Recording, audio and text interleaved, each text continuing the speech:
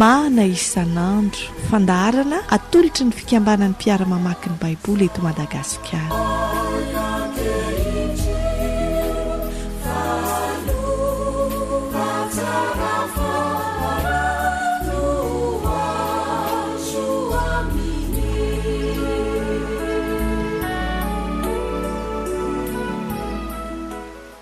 Faly miona amintsika rehetra indray tonga ny tao amin'ny fotoanany mana isan'andro ary misaotra anao manaiky hiara-mihinana ny tenin'Andriamanitra indray isika. Filipiana 4 no anjarantsika anio manomboka amin'ny andininy voalohany ka hatramin'ny andininy 7 Filipiana 4 andininy voalohany ka hatramin'ny andininy 7. Alohany amakitsika izany dia andeha isika hiara-mivavaka indray saotra an'Andriamanitra satria tombontsoa lehibe mandrakariva ary hevero tombontsoa antsika ny fananantsika fotoana ny arahana mandinika ny soratra masina misesy tahaka izao satria tsy ny mofo ihany ny veloman'ny olona fa ny teny rehetra izay alohan'ny vavan'Andriamanitra. Hiara-mivavaka isika amin'ny fanetreny ten'Andriamanitra no anatrehana indray ny seza fiandriananao mba hisaotra sy dera ankalaza ary anome voninahitra anao noho ny famindramponao sy ny fitiavanao ka natraranay izao fotoan'izao.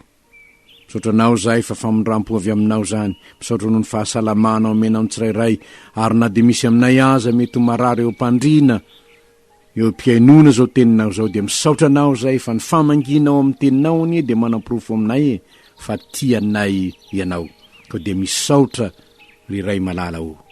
Andinika izany teninao zany zay mangataka anao mihitsy zay tompo ao ampianaro ny teninao indray izay ary ampifalio amin'izany teninao zany mba hiainanay araka ny sitraponao dia ho voninahitra sy anaranao ny fahavelomanay amin'ny anaranao Jesosy tomponay io no anaovanay izany vavaka izany.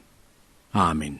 Filipiana 4 ny andininy voalohany ka hatramin'ny andininy 7 vakintsika amin'ny anaran'ny tompo izany.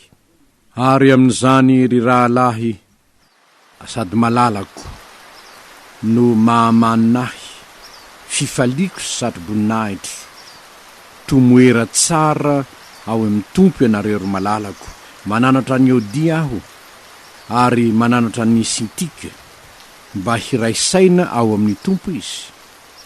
Eny mangataka aminao koa aho ry ilay tena mpiara-miasa amiko manampia azo rovavy fa miara-ny asa fatratra tamiko teo amin'ny filazantsara izy mba amin'ny Clémenta koa sy ny mpiara-miasa amiko sisa izay voasoratra ao amin'ny boky ny fiainana.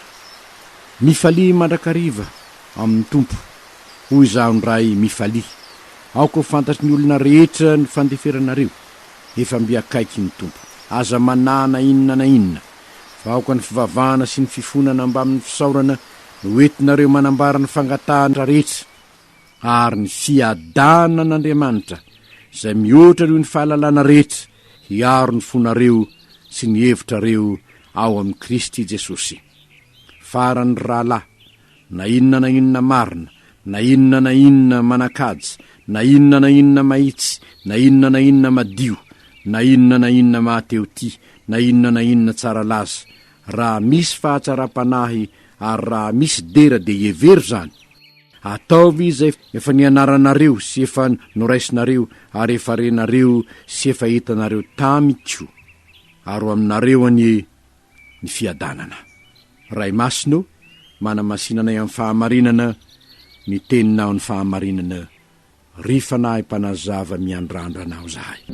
Ry fanahy mpanazava miandrandranao zahay aza ela fatongava tao miny fanahinay mba ho fantatray mazava zay lazay ny teninao areheto lalandava ao ambony afona.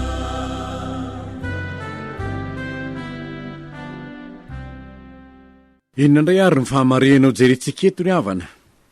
Fahamarinana efatra no tsipitsika amin'izay voany vakitsika teo.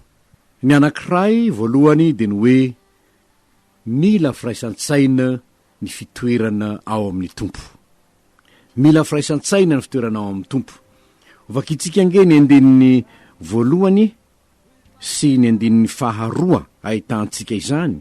Ary am'izany rahalahy malalako, mahamaninahy, fifaliako satroboninahitro, tomoera tsara ao amin'ny tompo ianareo ry malalako. Mananatra ny Eodia aho ary mananatra ny Sintike mba hiraisaina ao amin'ny tompo izy. Zavatra hitatsika eto raha manoatra ny Filipianina Paoly de tena tsarony mihitsy hoe fifaliany ane reo Filipianina reo hoe ny kristianina tany Filipika tena mahafaly azy. Malalako tena manina anareo ao satroboninahitro ianareo. Ka izao noho izy tomoera tsara am'izany te-panahy efa hitanareo teo amiko zany. Amba averiny ihany moa ery ambany hoe ataovy zay efa nianaranareo sy renareo tamiko. Paoly moa ny modelin'ny fiainana kristianina ary sahany lazany amin'ny mponina tany Filipi izy indrindra tamin'ireo kristianina reo. Saingy nisy vehivavy anankiroa ato tsy tena mitoetra tsara nahoana tsy mety miraisaina. Mananatra ny Eodia aho ary mananatra ny Sintike mba hiraisaina ao amin'ny tompo izy. Fantatry Paoly ireo, nareny Paoly momba azy. Mahagaga moriavana fa ao am-piangonanao dia misy foana ny fisarahan-tsaina. Nefa ny raha jerentsika efa nambaran'ny Paoly ihany io amin'ny toko faharoa. Hoy izy hoe koa raha misy fampirisihana ao amin'ny Kristy, raha misy fampiononana avy amin'ny fitiavana, raha misy firaisana amin'ny fanahy masina, raha misy famindram-po fiantrana dia tanterahany fifaliako mba hiraisanareo saina, miray fitiavana, miray fo, miray hevitra, tsy manao na inona fampiandaniana na mandrano tena foana. Zany hoe tokony hiraisaina ny ao amin'ny fiangonanao. Mampalahelo moa ry havana fa misy adina ao amin'ny fiangonana azy. Mampalahelo zany. Ary eto sika dia mahita fa Eodia Sintike nanjary niteraka fikorontanana tao amin'ny fiangonana. Ary dia zao no nataon'ny Paoly hoe ory lay mpiara-miasa amiko, mangataka anao ampio izy mindraha vavy. Ampio izy mba niara niasa tamin'ny fitorina amin'ny filazantsara ihany ane izy reo hoe ho ampio izy ho izy. Ozy hoe mangataka aminao koa aho ry lay tena mpiara-miasa amiko, manampi azy ro vavy ianao. Haninona iraisaina. Sambatra ny mpampiavana fa izy natao hoe zanak'Andriamanitra. Fantaniana mipetraka ary dia izao ao amin'ny fiangonana. Mpampiavana ve aho sa mpampisaraka? Dinio ny tenanao ao amin'ny fiangonana na eo amin'ny fiaraha-miasa. Ianao ve mpampisaraka sa mpampiavana? Eodia sy Sintike dia misaratsaina. Fa ilay mpiara-miasa amin'ny Paoly kosa nangatahany ho mpampiavana azy mirahavavy. Anjarantsika ny mandinika ry havana satria mila firaisan-tsaina ny fitoerana ao amin'ny tompo. Ary moa ve tsy tenin'ny tompo raha teo ny hoe didy vaovao no meko anareo dia mba hifankatiavanareo fa izany eny no ahafantarany olona rehetra fa mpianatra ianareo raha mifankatia. Mahamenatra ry havana, mahamenatra zavatra mitrangany amin'ny fiangonana indraindray. Tena ady no hitao ady lano ao, korontana no ao, tsy mifanara-tsaina no ao. Fa inona no nahatonga izany? Fa naninona? Fa tsy manaraka an' Jesosy ve ny mahatonga izany? Ny hevitro ve no mpanjakaiko? Ny sitrapoko ve no mpanjakaiko? Ry havana, fotoana tokony hijoroan'ny fiangonana rehetra tsy akanavaka amin'ny firaisan-tsaina ao amin'ny Kristy izao. Tsy fotoanany fifanarantsiana tsony izao, na fotoanany fanenjehana, fa fotoanany fanekena hifankatia ao amin'ny Kristy Jesosy. Rehefa mahatsiaro anao fa olombonjena, tokony olon'ny fihavanana ianao fa tsy olon'ny fisarahana. Ka na inona taontsika dia lalana ho amin'ny fampihavanana ny olona amin'Andriamanitra aloha. Fibebahana izany ary firaisan-tsaina ny kristianina. Ilaina ny andiniantsika tenany amin'izany. Aza makatahaka ny Eodia na makatahaka ny Sintike ka isara-tsaina, ampikorontana ny amin'ny fiangonana na amin'ny fiarahamonina, fa ny fiadanana mbola ho hitantsika ao manaraka ny momba izany. Izany ny tena kendren'Andriamanitra. Fahamarena faharoa dia izao, nasehony Paoly eto fa voasoratra ao amin'ny boky ny fiainana ny anaran'ny olombonjena. Voasoratra ao amin'ny boky ny fiainana ny anaran'ny olombonjena, voalaza ny eo amin'ny 9 hoe ny mpiara-miasa amiko sisa zay voasoratra ao amin'ny boky ny fiainana. Tiako ihany ny anipika n'io boky ny fiainana io, satria tena zava-dehibe loatra ny amin'izany boky ny fiainana zany. Jesosy raha nylazany mpianatra hoe na ny demonia aza manaiky anay noho ny anaranao, dia hoy Jesosy taminy hoe aza mifaly satria manaiky anareo ny fanahy, fa mifalia satria voasoratra ny an-danitra ny anaranareo. Voasoratra amin'ny boky ny fiainan'io ny anaranareo, ary zany ny tokony hifalianareo indrindra. Marina fa mahafaly ny hoe manaiky anareo ny fanahy, nanana fahefany ianareo namoaka ny demonia, nanasitrana ny marary, ary nanaiky ianareo ny demonia, tsara izany. Saingy ny tena zava-dehibe ry mpianatra dia izao ny anaranareo voasoratra ny an-danitra. Fa nahoana nga? Ny Apokalipsy 20:5 ny manambara fa raha nisy tsy hita voasoratra tao anatin'ny boky ny fiainana dia natsipy any amin'ny fariafo izy. Raha nisy tsy hita voasoratra tao anatin'ny boky ny fiainana dia natsipy tany amin'ny fariafo izy. Ary zay ny tena zava-dehibe zay. Rehefa tonga zay fitsarana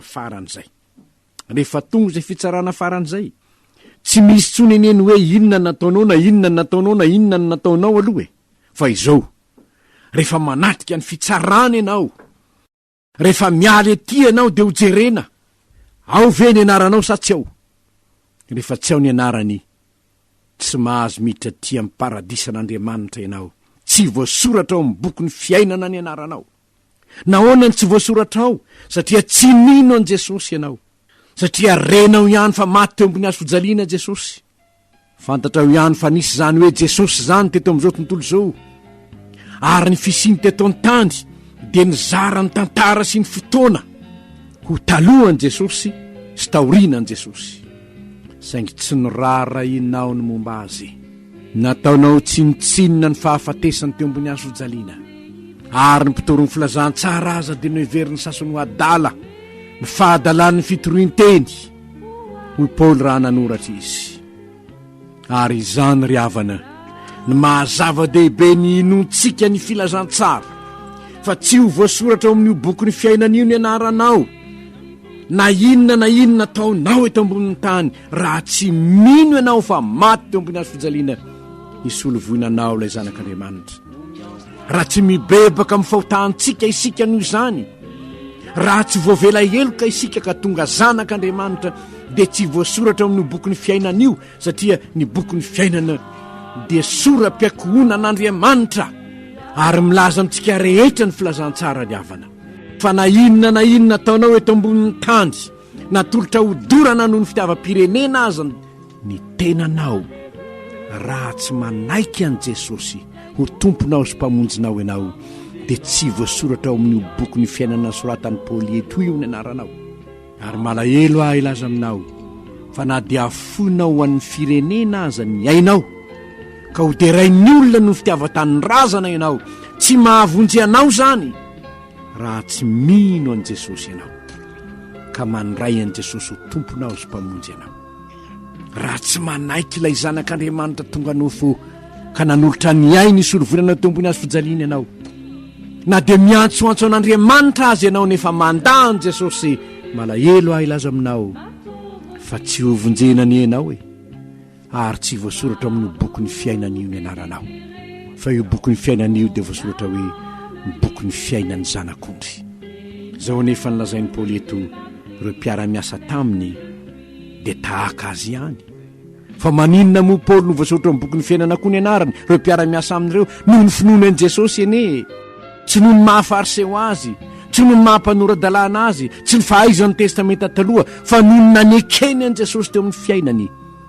Nanekeny fa tsy misy reharehany afa-tsy ny azo fijalian'i Kristy, dia nahatonga azy ho zanak'Andriamanitra voavela eloka ka nosoratanao amin'ny boky ny fiainana ny anarany. Antanio ary ny tenanao, mba efa voasoratra amin'ny boky ny fiainana ve ny anaranao? Ka nao tonga anio aza ny apelina ho sokafana ny boky dia hita ao ny anaranao. Enganye ka tsy ny fanamarinanao ny teninao intsony no anantenanao famonjena, fa ny fanekenao an'i Kristy mba ho voasoratra amin'ny boky ny fiainana ny anaranao. Ny fahamarena manaraka izay hitantsika eto dia izao: fiainana amin'ny fifaliana sy ny fiadanana no irin'i Paoly iaina ny Filipianina. Fiainana amin'ny fifaliana sy ny fiadanana, zany tokony ho fiainan'ny kristianina irin'i Paoly ananany, ary marina zany. Fifaliana hoe ny 14, mifalia mandrakariva ao amin'ny tompo hoy izaho ndray mifalia. Fifaliana ao amin'ny tompo. Voalaza moa ny hoe manao veloma ao amin'ny tompo, velona amin'ny fifaliana ao amin'ny tompo, aoka ho velona amin'ny fifaliana ao amin'ny tompo. Fifaliana hoe tediaviny olona tsisy ary mihitsy io fifaliana io. Enjena any amin'ny boîte de nuit ka, enjena any amin'izao ka, tediavina ary amin'izao ka, tediavina ary amin'izao. Psikiatra iray nandray olona nanatonazika nanao taminy hoe: azafady tompo fa za dia tsy mety faly lava fa manjombona lava zao fa zao. De hoy ilay psikiatra: mandehana fa misy spectacle angeza be atao Rianana amin'izao ora. De hoy leranga: zany elo hanao spectacle any, fa nga io fifaliana ao amin'ny tompo io nga hitanao any amin'ny tapolaka glady. Tsy hitanao any eny fifaliana lazay Paulety io e. Ny fifaliana hitan'ny olona mahita ihany ianao eny, zany mo fialam-boly zany. Everina tsy misy mahadiso zany hoe mba miala voly ary, saingy zao ny fifaliana any ampialam-boly ry havana tsy ty fifaliana eto ty akory. Reny ma fifaliana mandalo, vao tonga any an-trano nge de inona indray no ady indray no tokantrano any korotana any ao. De fifaliana mandalo zany.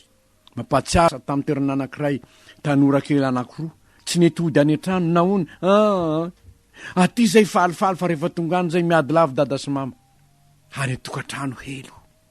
Fa ity fifaliana ity, fifaliana hafa kely io, fifaliana ao amin'ny tompo io le fifaliana nolazain'ny anjely hoe fifaliana lehibe zay ho ny olona rehetra, fa mpamonjy ny teraka ao nareo anio an-tanànan Davida de Kristy tompo. Mangatady omeny anareo mba ho tanteraka ny fifalianareo Jesosy. Ny fifaliana ao amin'ny tompo vokatry ny fanahy de fifaliana. Ny fifaliana ao amin'ny tompo, fifaliana tsy zao tontolo zao ny manome azy, fifaliana ny voavela eloka. Mifalia mandrakariva amin'izany famelan-keloka efa nomen'ny tompo anao zany, zany mahazanaka Andriamanitra anao zany, tsarovo zany, tombontsoa lehibe tsy ananan'ny olona tsy manana ny kristiane zany. Ary ny fiadanana ve? Iza moa tsy mikatsaka fiadanana. Everiny olona fa rehefa fiadana de mitoetra ao amin'ny lapa tsara tare, mandeha amin'ny tomobila tsara tare, mandeha amin'ny asa manana ny zavatra rehetra. Raha izany anie ny fiadanany, be de be ny olona miadana any États-Unis raha izany misy. Fo ny azy bouton fotsiny potserina de fa tonga ambony latabatra ny sakafo. Be de be ny olona tokony hoe miadana. Alemaina koa tahaka zany. Nefa tamin'ny fotoana anankiray de nahitako enina tapitrisan'olona namony tena tao anatin'ny rotona. Riavana, fiadanana sy fifaliana ve? Zany ve ny tediavina eto amin'izao tontolo zao ty? Eny, mikatsaka izany daholo ny olona rehetra, fa i Paoly de manambara fa ny fifaliana de ao amin'ny Kristy ihany. Mifalia mandrakariva ao amin'ny tompo. Misy fiadanantsaina, fiadanam-potena, sarotra ny manambara azy raha tsy efa iainanao le izy. Fa na iza tena nandray an'i Kristy de tena mahatsiaro an'io fifaliana sy fiadanan'io izy. Amin'ny maha olombelona moa de misy ihany ny fanahiana. Ary zany nanaovan'i Paoly hoe amin'ny maha olombelona nareo de mety tonga ihany ny fanahiana. Aza manahy na inona. Fa inona no ataovy? Vavaka, fifonana. Raha sendra mitady ho tonga zany fanahiana zany, vavaka. Nahoana? Andriamanitra rainareo anie manana fahefana hanafaka amin'ny zavatra rehetra. Hanafaka amin'ny zavatra rehetra. Amin'ny zavatra mampanahy anao, amin'ny zavatra manahirana anao, tsy apoizinao akory. Hain'Andriamanitra tao foana. Hain'Andriamanitra tao ny manome ny zavatra rehetra ho anao. Hainy atao zany. Aza manahy ianao fa zao vavaka kosa no tao Andriamanitra nirainao aoka ny fivavahana, ny fifonana, ny fisaorana hoentinao manambara ny fangataonao amin'Andriamanitra. Ary ny fiadanan'Andriamanitra zay mihoatra noho ny fahalalana rehetra hiaro ny fonareo sy ny sainareo ao amin'i Kristy Jesosy. Ary io de Jesosy ihany nefa nilazany amin'io amin'ny Mateo 5 matoto faina manomboka amin'ny 5 ka hatramin'ny 3 dia miverina tsy latsaky ny impitony amin'ny fanahiana. Fantany mafy fa olombelona manam-panahiana isika, kanefa ny olona manam-piadanana ao amin'ny Kristy. Nahoana ny matahotra ianao, nahoana ny mangovotra ianao, tsy fantatrao ve io Andriamanitra rainao io e, mahay ny zavatra rehetra anie io e, lay Jesosy Kristy lay mpamonjinao anie, ka mahay manodina ny atsimo avaratra raha ilainy zany amonjenanao e. Mahay ny zavatra rehetra ny Andriamanitra ho eo ry havako. Ianao kristiana aza manahy ny ampitso anao, hain'Andriamanitra taony manomenao zay ilainao, fa izao no izy aoka ny fiadananao anatinao. Izy ndazo aza matahotra mino zany mivavaha, fivavahana, fonana, fisaorana, zany no ety manambara ny fangatanao amin'Andriamanitra. Ny lalanao tsy mba lalany, mihevitra tsy fieviny. Ary farany, ilaina ny fampirisihana sy ny fampaherezana. Manomboka amin'ny 9 ka hatramin'ny 9 dia fampirisihana foana ho amin'ny marina, amin'izay manakaja, amin'izay mahitsy, amin'izay madio, amin'izay mateoty, amin'izay tsara laza. Aoka fampahery amin'izany ianareo. Aninona mba hanome voninahitra an'Andriamanitra amin'izay zavatra rehetra ataonao. Ataovy zay efa nianaranareo tamiko, niraisinareo tamiko Paoly. Ary inona? Ary aminareo ny Andriamanitra ny fiadanana. Zany hoe ny tokony ataontsika kristianina manoloana ny zavatra mitranga amin'izao fotoana izao, ifampahery anao ny marina isika amin'izay tsara, amin'izay mahitsy, amin'izay madio, amin'izay mateoty, amin'izay tsara laza. Ka na inona ataontsika, ifampirisika ao amin'ny tompo isika. Ilaina nanaovan'izany, ifampahery isika, ho ampaherezitsika zay manam-pahefana ny tendren'Andriamanitra, ho ampaherezitsika amin'ny fanarahana ny tompo mba ho tsara laza eto amin'ny firenena ny anaran'Andriamanitra. Hankalazaina eto ny fahamarinana, ary dia ho voninahitr'Andriamanitra ihany tarigetrantsika. Na inona tao, mila mifampahery isika, mila mifampirisika isika. Izany nataony hoe farany rahalahy, na inona marina, na inona manakaza, na inona mahitsy, na inona madio, na inona mateoty, na inona tsara laza. Hevero zany raha misy fahatsaram-panahy. Hevero zany fahatsaram-panahy hoe eny tompoko, tsy hevitra ifampirisika hanapotika firenena sanatria, tsy ifampirisika hanao ratsy sanatria, na ifampirisika hanenjika, na ifampirisika ifampifahavalo tsia, fa ifampirisika hanome voninahitra an'Andriamanitra eto amin'ny firenena, hanaraka ny fahamarina sy ny fahadiovana, dia hanome voninahitra tsika sy ny firenentsika Andriamanitra. Satria hoy ny tompo hoe zay manome voninahitra ahy dia homeko voninahitra. Ho tanteraka ny izany, satria isika kristianina ifampirisika amin'ny fanaovantsoa, amin'ny vavaka, fanaovana ny marina, fanaovana ny mahitsy sy ny madio. Fa rehefa hankalazaina eto amin'ny firenentsika Andriamanitra, enganie ifampirisika amin'ny fahamarinana sy ny fahamasinana tokoa ny malagasy, dia hanome voninahitra an'Andriamanitra izy, ary Andriamanitra kosa hanome voninahitra ny Madagasikara. Ho tanteraka ny izany hivavaksika. Misaotra anao zay raha eo no ny teny menao anay tamin'ity fotoana ity, teny manambara aminay fa tokony hanana firaisan-tsaina zahay, ifampirisika eo amin'ny fitiavana ny marina sy ny mahitsy, ny madeo sy ny tsara laza. Tompo mba hiainanay amin'ny fiadanana sy ny fifaliana, araky ny fanirian'ny Paoly ho an'ny Filipianina, sy etaetanao ho anay raha teo koa, satria fiadanana ety ambony tany eny no akasitrahanao e. Ampifaleo koa zahay Jesosy eo no ny anaranay voasoratra anatin'ny boky ny fiainana. Raha misy olona mbola tsy ao ny anarany, ianao ny taona azy bebaka mba handraisany toy ny famonjena. Amin'ny anaranao Tompo nanaovanay izany vavaka izany. Amen. Na inona manakaza